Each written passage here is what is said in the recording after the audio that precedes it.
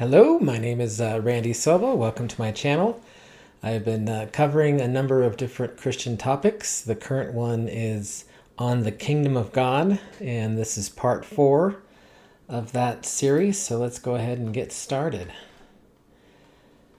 The title of today's episode is When Was the Book of Daniel Written? Now, a review from last week, a quick one.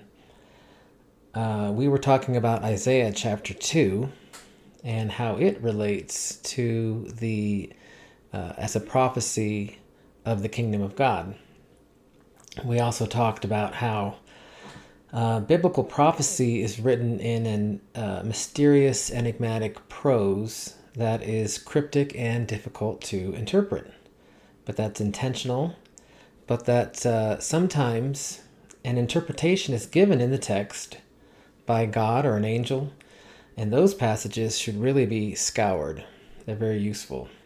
Theologians don't often believe in God and or biblical prophecies, which is odd, but is true nevertheless.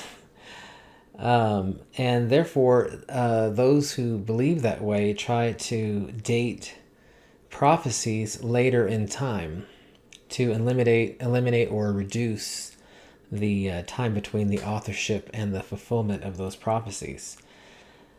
If there's evidence that calls into question the date of authorship, then great, let's take a look at it, as we will do today. But oftentimes the intention is to simply create doubt.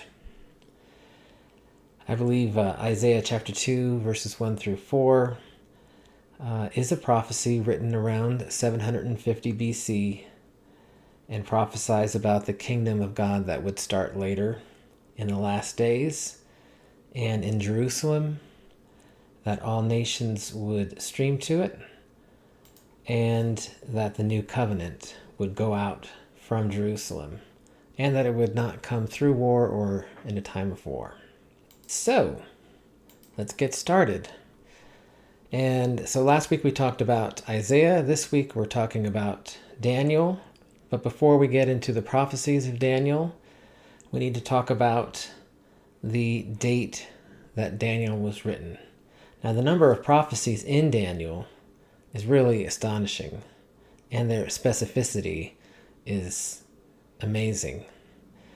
And I'll plan on 3 episodes starting next week to cover all of those different prophecies, or at least the majority of them. We'll see that regardless of the dating, it still contains several centuries of prophecies. So it's definitely, the book itself contains prophecies regardless of whether you date it in the 6th century BC or the 2nd century BC. But whether the book was written by a historical figure named Daniel in the 6th century BC or by a person posing as Daniel in the 2nd century BC is important. And I wrote an article on this topic on my blog, The Withered Fig Tree. You can go ahead and read it. It has the same title, thewitheredfigtree.com. And I'll be referencing that article extensively today, but not in the same amount of detail and not with the same references and hyperlinks that article has. Now, the traditional date given to Daniel is during the 6th century BC, and that's when Daniel himself said it was written.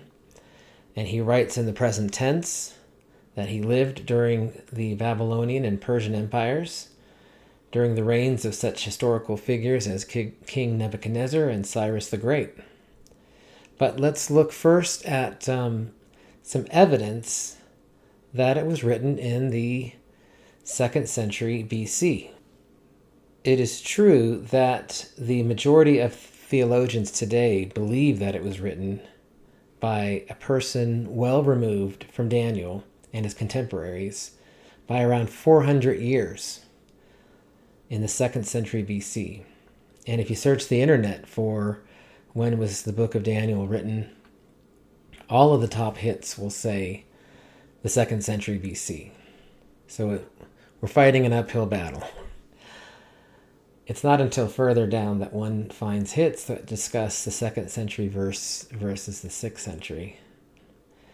There are several evidences given for 2nd century BC. And the first of them is that there are 2 kings that are mentioned in the book of Daniel, Cyrus and Belshazzar, that don't align with history as we know it. And if this was true, it would be unlikely that an author from the 6th century would make a big mistake like that in the 6th century, writing about 6th century kings. But it would make a lot of sense if he was writing 400 years later and referring to the history, which wouldn't have been that good in the 2nd century BC. So specifically, it says that the rule of Cyrus was placed after Darius in the order of kings, which is a clear inconsistency. It would be a clear inconsistency. Belshazzar isn't even on the accepted historical list of kings, and yet in Daniel, he's given as a king of Babylon. So what's the deal with that? Okay, the second bit of evidence has to do with religious persecution. It's basically, it states that there's no evidence of severe religious persecution of the exiled Jews in Babylon, whereas there was such persecution, heavy persecution, in the 2nd century BC under the Seleucid Empire. So therefore, it would make sense that a 2nd century author modified a real 6th century account of Daniel, but rewrote it in a apocalyptic prophetic style and incorporated 2nd century details like persecution into those prophecies. Now, the third one is that the book of Daniel was never in the prophet section of the Hebrew Bible, called the Nevi'im. And it was always placed in the what's called the writings section, the Ketuvim. If the Hebrews saw or had seen Daniel as a major prophet, surely they would have put him in that section with the other major prophets, in the Nevi'im section. The fourth bit of evidence against 6th century dating, but for 2nd century dating, is the use of the apocalyptic style of writing. It is thought that that was not developed until the 2nd century. So if it was written in the 6th century in the apocalyptic style, then that wouldn't make sense. It would make more sense that it was written in the 2nd century with the apocalyptic style that had been invented in the 2nd century. This is all BC, by the way.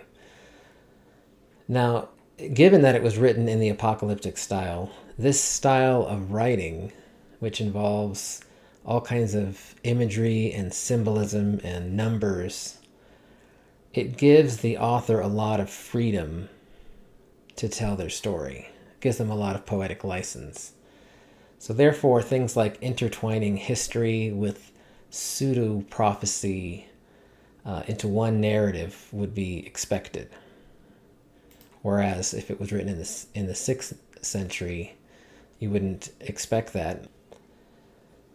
So let's rebut those 2nd century evidences and go into detail about them. It is true that the kings have a different order. The king line of Babylon to the Medo-Persian Empire, which is the empire that followed the Babylonian Empire. But the king line is not as clear-cut as one might think. You might do a search on Google and you'll see a list of kings and say, well, there it is. But it wasn't as easy, for instance, as like listing the presidents of the United States. This was, a long time ago. and there were wars and takeovers, coups, and so it wasn't as simple a task. Now, Daniel does refer to a guy named Darius, but he doesn't call him Darius the First.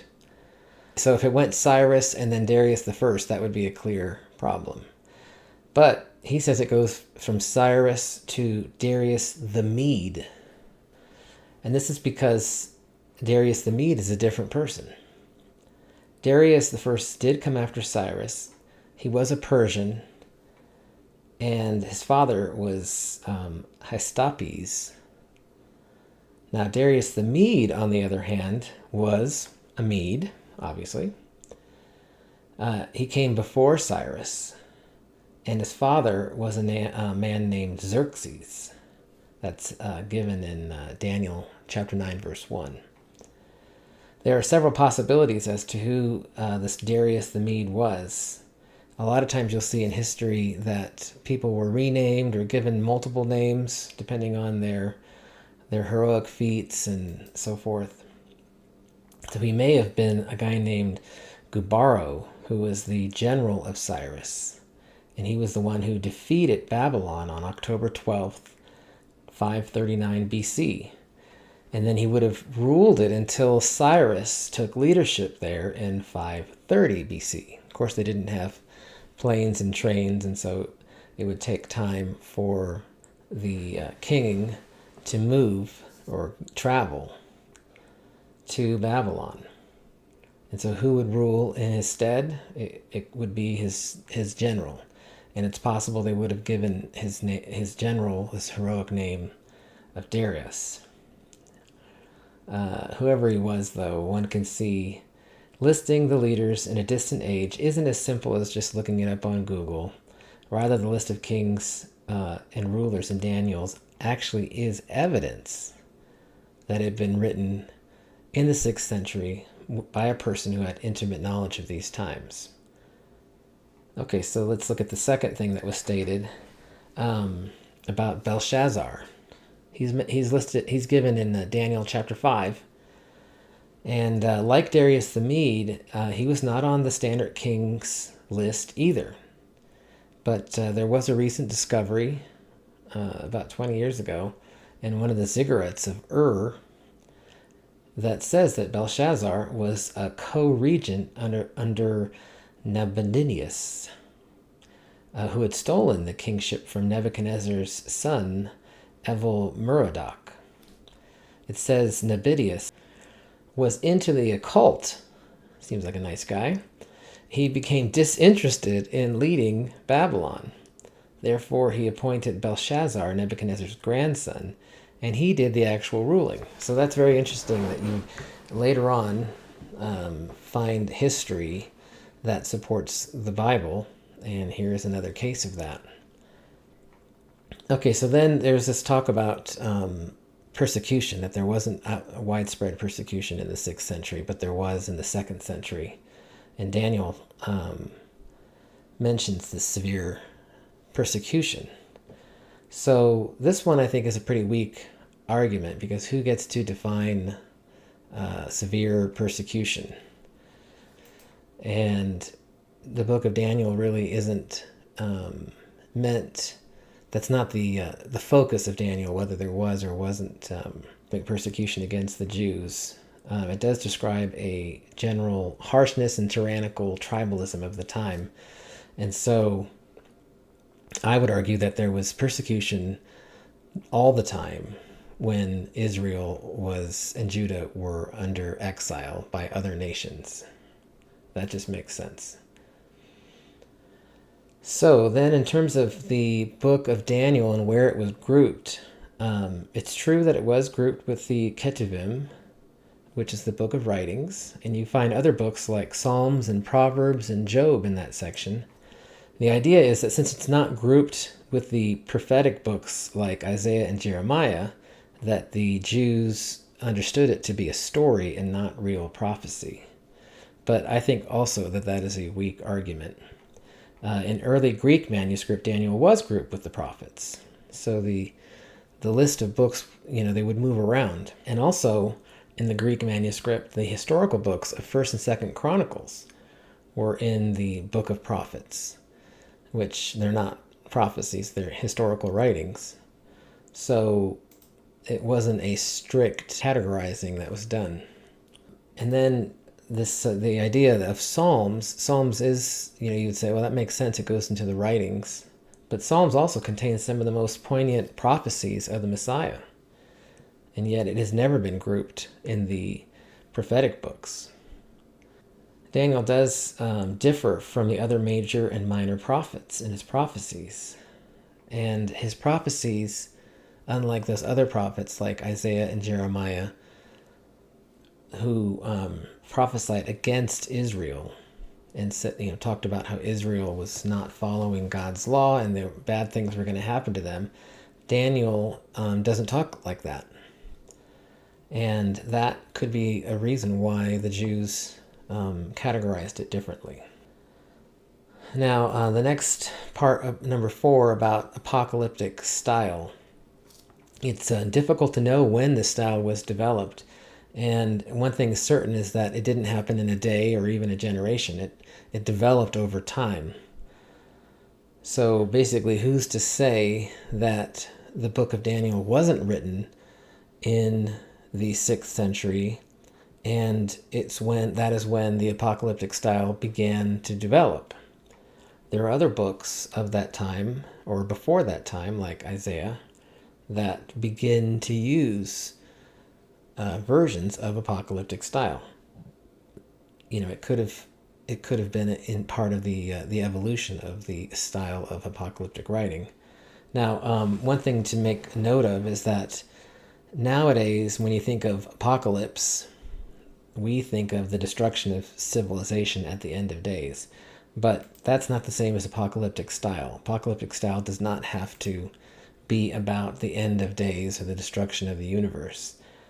So the Greek word where it comes from means a revelation or to unveil. Even the book of Revelation is called the Apocalypse. So it's not, we might associate it with the end of times, but the style actually is about how an author can unveil and reveal amazing things about God through imagery and poetry.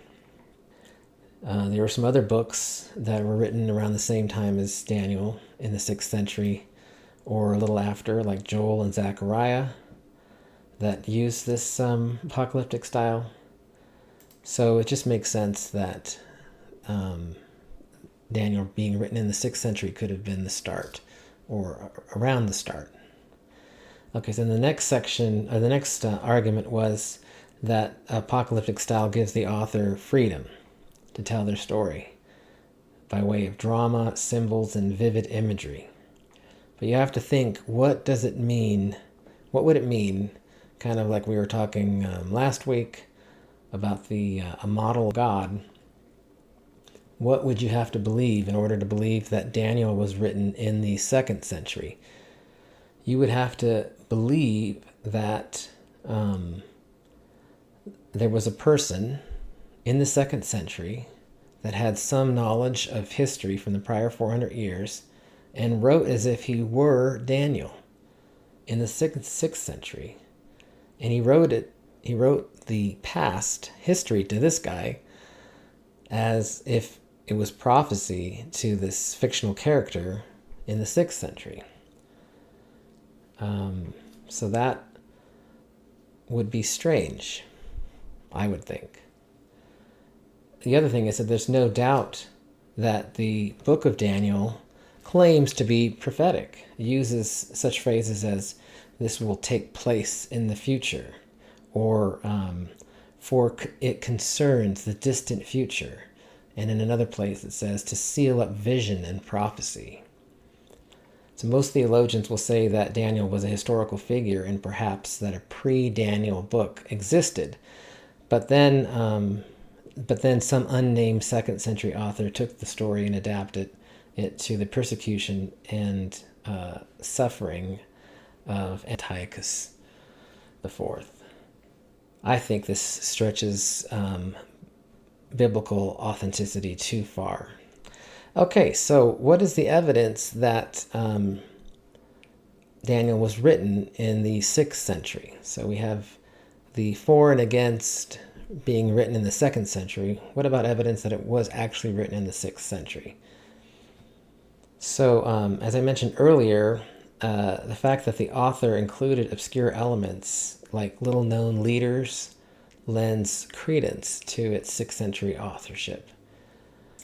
The idea is that theologians doubt the date of authorship because of the accuracies of the prophecies, the implications thereof.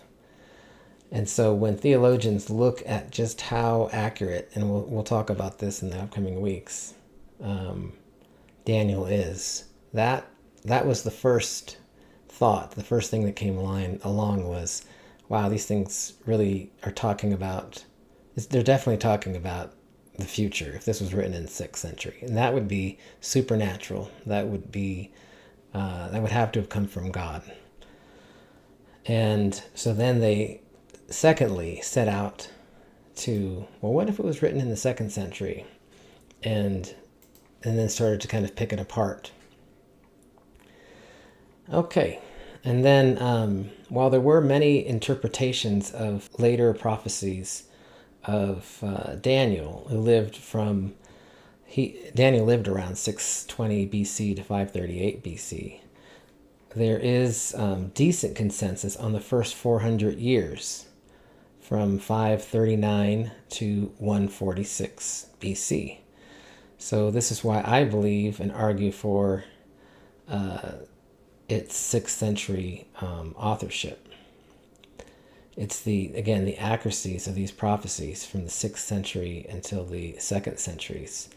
It's really uncanny how he talks about the Medo-Persian Empire and then the Grecian Empire and then the Roman Empire well before they existed.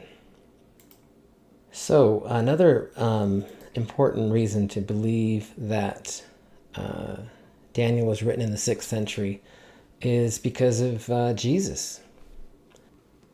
So if we look in Matthew 24, verses 15 through 17, so when you see standing in the holy place the abomination that causes desolation, spoken of through the prophet Daniel. So we see Daniel actually being referred to by Jesus as a prophet.